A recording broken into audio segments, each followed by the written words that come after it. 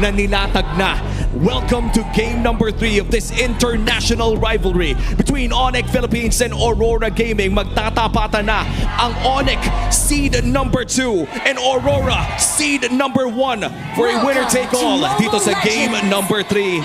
Ito na yon mga pare koy. Ito na yon. Dito na natin makikita kung sino nga ba ang mananatili sa taas. Makakita kaya tayo muli dito ng Season Battle kasi when it comes to their early game, literal na parehas sila kayang manalo sa early game. Nandyan yung Selena ni Prince, nandyan of course yung mga pokes na manggagaling mula kay Yue. So technically, pindutan na naman talaga, doon at doon na naman papasok at doon na naman tayo mangyayari yung labanan. Si Brusco, low health agad, early pa lang, pero maiiwasan din naman niya yun. Pare hindi nag-flicker. Pinakilig lang. Nag-regen, pinakilig lang pare. Calculated, man. Iba talaga yung mechanics nito mga taong to.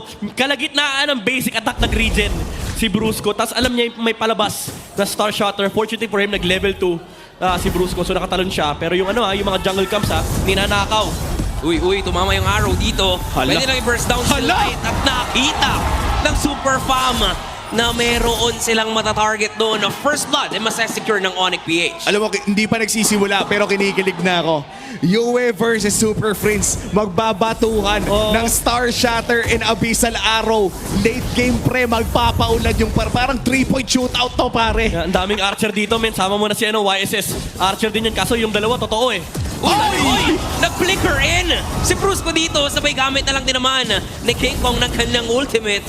Mainit ang pasimula ng Onyx. Pero ito na yung sinasabi mo. Ito na yung sinasabi mo, Umi, na magpapaulan at magpapaulan lang dito si Yue. Pare, meron din palang Granger para tayo nanonood ng Golden State versus kung sino mang kaya pang truest dyan ngayon sa NBA. Men, ibang klase yung nangyayari ngayon. Pero mukhang magkakaroon na nga ng madaming hero dito sa may bandang ibaba. 3v1 scenario para dito kay Edward. Si Edward na naman ang nakita dito ng Onyx. Tinatry niyang i-sustain. Pero ano nga bang laban ng tatlo? O ano bang laban ng isa sa tatlong miyembro ng Super Fam? By the way, nakakuha ni Yue yung purple buff.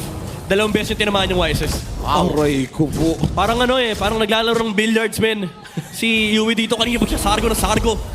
At nakakatakot yun, no? If you are the Jisun Chin, kasi gusto mo nga mabilis ka makapag-level, gusto mong mauna ka sa mga pera around the map. Pero mukhang itong turtle na ito, lalabanan ng Onyx. At hindi yata lalaban. Dahil nakuha lang ng mabilisan dito ni Demon Kite. Yung turtle, ready pa rin lumaban ng Aurora. Si Edward dito, tinatry niya pang i-zone out si Kirk. Pero dahil nga siguro dun sa Purple Steel, hindi na nakalaban pa dito ang Super Fam. Super Prince right now, inahabol ni Light. Kita mo yung ginawa niya, nilagay niya ng trap yung Little Wanderer para makadash siya 2 beses. Grabe. Ayun lang. Pare, kakatingin ko pa lang sa screen ko, ina-assess ko pa lang kung nasaan na ba tayong punto ng larong ito. May ganun na agad na pinakita si King Kong. Nangangalati na ang buhay. Yue is on fire, pare. Alam mo yung accuracy hit rate ni Yue napakataas. Dapat ang binibilang sa kanya nagmimintis. May isa siyang pinang-check kanina, kita-kita sa camera. Pero halos lahat ng mga binabato ni Yue talagang sulit na sulit. Oo, ibang klase rin kasi yung timing eh. Minsan kasi kahit yung may pulso lang, minsan may mga oras na hindi natin iniisip na may mangyayari doon pero napupulsuhan ng mga Novaria, may ng mga Selena, may na si Edward ngayon. Ay! Gusto rin magpakita ang gilas ni Prince. Labanan nga yata talaga to ng mid laners. Asin todo yung dalawang mid laner natin. Pero top lane na. Yue. Umaamba lang dito ang Aurora. May nabubuo lang na mainit na tensyon sa may bandang itaas. Ibang klase ang galawan ngayon ng dalawang mid laners natin at may tumama na naman na arrow. May kasamang traps. Pero wala mo nang mangyayari. Doon muna tayo kakalma. Parang kailangan nga natin bantayan yung mga skill shots na nababato kasi sa totoo lang parang yung zoom out sa mapa. Tsaka lang natin napapansin yung mga yung mga long play na ginagawa ng parehas sa teams. Ganitong klase yung game nang hirap i-analyze eh. Kasi gusto mo sabihin ko, tumama eh. Di ba? Anong i-analyze mo? Tumama eh. Kapag tumama, tuloy-tuloy na yun. Ang daming damage. Ang daming vision, ang dami ring mga stun. At ngayon yung pagre-reset nila yung turtle. Di tatama kay Brusco yung Star Shatter. But here comes Edward, magbabantay na. Kompleto dito ang 5 miyembro ng Aurora. Nasecure na nila yung turtle. Umamba pa si Brusco with a flicker. Si Edward ang hinuli sabay follow up ng pana. Pero flicker in si Kirk para lang masecure yung kill. May arrow na Hoy! naman pero hindi ko connecta. Si Demon kahit dito tinatry sayawan ang Super Fam. Pero Hoy! si Super Friends ready din talaga magbato ng mga arrows dito para mapalayo ang Aurora. Yeah, yun lang yung advantage nun ng Onyx. Kung tapatang suntukan, medyo lamang sila. Kasi may reliable way for Super Friends to actually deal damage. May slow pa. So, ang laking tulong nun para kila Brusco, kila Kirk. And meron din silang natural way of sustaining these fights. Samantala sa Aurora, halos lahat ng skill nila, men, kailangan mapatama mo. And kapag tumatama naman kahit paano kay Aurora ay nararamdaman yung kalakasan ng kanilang lineup. But as you said, it's still a 50-50 kung hindi tatama sa side ng Onyx Philippines. Kung mamamicrohan nila, ay ibang usapan naman yan. Kaya naman kanina, no, nakita natin yung laban na yun, nakuha man ng side ng Aurora. Ang pagong na yun ay maliit lamang kanilang kalamangan in terms of gold. Patuloy lamang ang ating laro. 7 minuto or 6 na minuto na lamang Grabe si atin Prince. nakikita. At hindi pa rin tayo nakakakita ng 2,000 kalamangan. Oo. Pressure talaga no yung ina-apply nila. Oo. Alam mo, feeling ko may nai-inspire dyan sa audience eh. Pangalanan nating burrito. Oo. Oh, Ito yung 2 hero niya eh. oh, nagchat-chat sa GC. Guys, ganito ako magnubari tsaka si Line.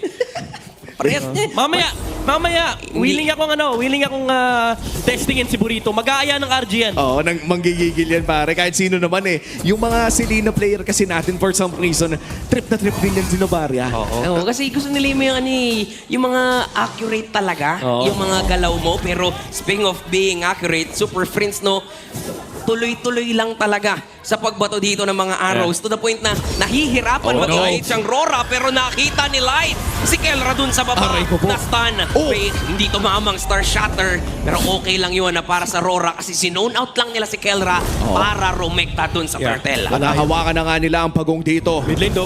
Aurora ngayon may nangyayari ata sa mid lane. Si Demon kahit ang kanilang bibigyan, hindi tatama ang Star Shatter. At hawakan na nga nila itang pagong na ito. Doming kahit magpa-farm lamang ng bagya. At si Demon kahit ganun na rin. Mukhang papakalmahin muna. 2 XP laners, 2 roamers. Papabayaan muna nila. Turtle na to. Sobrang lala nung hindi nag-purify si Kelra. Talagang kabisado niya kung kaya siyang patayin. Ngayon, wala yung Glorious Pathway. Pero hawak pa rin naman ng Aurora yung pagong. Medyo malayo si King Kong dito ha. Nagkunsil pa nga si Brusco, pero si Kirk pumasok na. Na-secure ni Demon Kite yung turtle. Oh, no, Kirk. Mag-isa lang si Kirk sa buong koponan ng Aurora at si Light ganun din naman. Ang kaso nga lang, i-ready lang din agad ang kanyang mga kampi para tulungan siya. That's gonna be a 1 for none. Tas meron pang turtle para sa Aurora. First big gold lead para sa Aurora Gaming. 2,000 na ang kanilang kalamangan after that win. At mukhang may balak pa sila dito sa may bandang ibaba. Hindi na itutuloy ni Brusco ang play. Pero look at the pokes coming in from Domingkite. Uma-array na si Kelra mula sa mga death sonata ni Domingkite dito. Yeah, ito yung problema yung kapag tumatama yung mga skills ng Aurora sa bottom lane. Makukuha naman na yung Torre. Pero yung dalawang Balikan. dalawang lane na nagsuntukan. Palitan lang din sila. O kanina, ako'y pinapanatan mo. O ngayon, ikaw naman. Diba? Hindi papayag na malulugi sila Oh, sa 1v1 na yun. Ngayon na lang ulit ako nakita ng 1v1 ng Novaria at Selena pare. Bawal ka matalo dyan eh. May tangal lang kasama yan eh. Pang malayuan eh. Oo. Laban na ng mga LDR pre. May dopamine effect yan eh. Yung kapag nanalo ka, mas magaling, mas asintado ako ha. Ay. And ito rin yung parang tinatawag nating heat check heroes eh.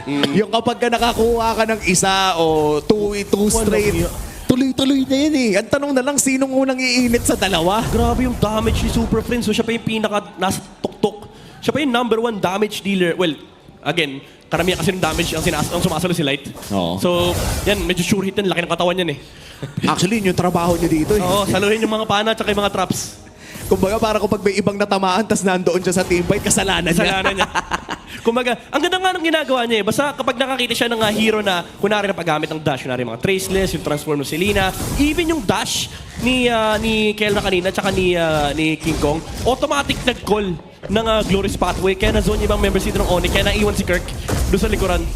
And medyo wala ka ng choice, no? The moment that you hit your bravest fighter sa harapan ng marami at may glorious pathway, kung magiging tumaligod ka lang saglit, chinek mo lang kung Oo. sumama pa yung mga tropa mo, tapos nakita mong gano'n nakalayo, hihilingin mo na lang na makakahanap sila ng trade. Pero mukhang baburst na agad ng Aurora Gaming. Ang Lord na ito. Labanan ng Lord Uy, Hylos, oh. si Prince, nakakita siya ng pwedeng targetin dito at nandun na nga yung pagtalon, masesecure lang ulit ni Demon Kite. Ang Lord, lalaban pa rin naman ng Super Fama. Sinasayawan ni Kelra dito. Si Light delikado pero mabibigyan pa rin ang gold standard. And Demon Kite will secure that kill.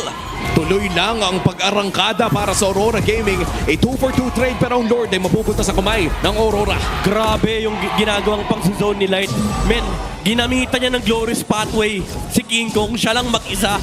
It forced out the traceless. Kaso late na yung pagpunta niya sa Lord Pit. Nakuha na ni Demon Kite. So it didn't even matter kung lalaban pa yung Onyx Philippines at that time. Kasi pagbalik ni Light, may sundot eh. Yun yung kailangan nilang isipin. Hindi sila pwede magtampisaw sa teamfight dito ng Aurora kasi may additional stun pa. May crowd control na hawak yung Hylos. At akala ko nga kanina ay nahuli na ni Brusco yung jungler ng Aurora Gaming after that flicker play pero hindi naman pala. In fact, nakuha pa nga ng Aurora. Ayan.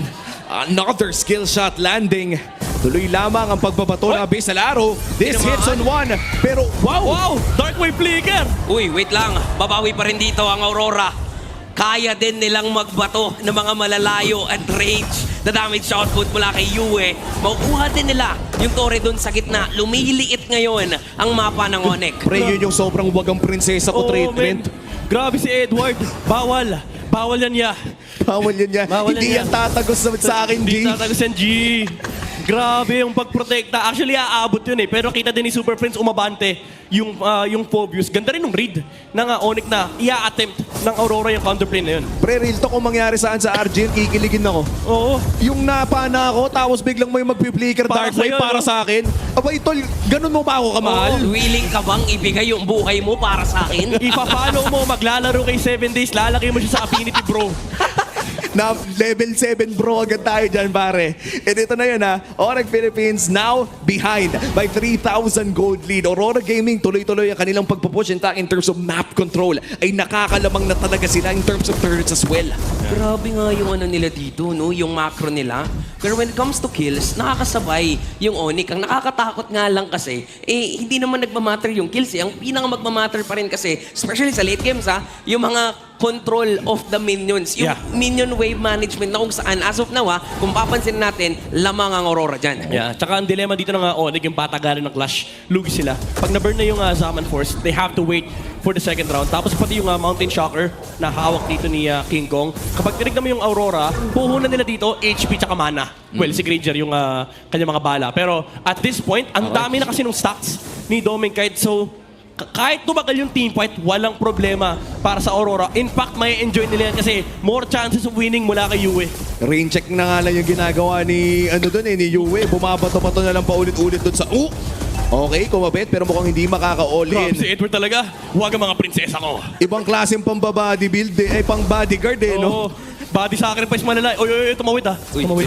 First round din, actually, yung Lord. Wala nakakita. Nakita rin naman ni Kirk dito at nandun si King Kong sa gilid. Nakita niya si Light, papasok pero reset na naman.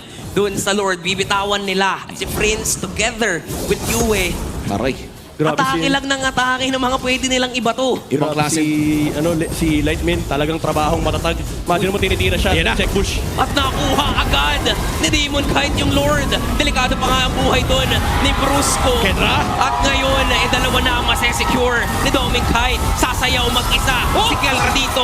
Nandiyan si Super Prince pero hindi enough yung damage output nila para pabagsakin ang kupunan Doming Kite? ng Aurora. At si Doming na mismo ang haharap para i-zone out ang Super Fam. Makakadepensa naman sa may Aray! batang itaas at napakasakit na nga ng mga Star Shatter na nanggagaling dito kay Yue. Recta mid na naman ang kanilang call. Tatama man ang Abyssal Arrow. Wala ito atong magagawa. 5 segundo para dito kay Brusco. 10 para kay Kirk at Kenra. Makakadepensa pa nga ba ang Onyx dito? Mukhang hindi rin naman na itutuloy pa ng Aurora yung pag-push sa base. Kasi pwede silang sumama dun sa itaas. Yeah. Pwede nilang samahan yung Lord. Pero mukhang kaya pa rin naman tong depensahan May ng pathway, Super Fam. Nandito na yung pathway. Nandito pa yung kumot na ilalatag ni Yue. Kaya naman grabe yung lagkit. At Onyx na mismo ang pipiling huwag na lang tayong lumaban at huwag na lang tayong dumipensa dun sa itaas. Oh my goodness, that call mula sa Aurora. Immaculate zoning din. Aray! Ang sakit ng Star Shatter! Sa sobrang nga talaga sakit, nun. inubo ka na ulit at mukhang babagsak Hoy, iba na! ang turret dito sa may bandang ibaba. Kakabit pa ng pana, hindi na naman nila makukuha. And here we go! Papasok na si Brusco! Nag-set up na siya ng isa, pero nandito rin yung Glorious Pathway at Rumaragasana. Nagliliwanag na ang Northern Lights sa muling pagtatagpo. Magniningning pa rin ang liwanag ng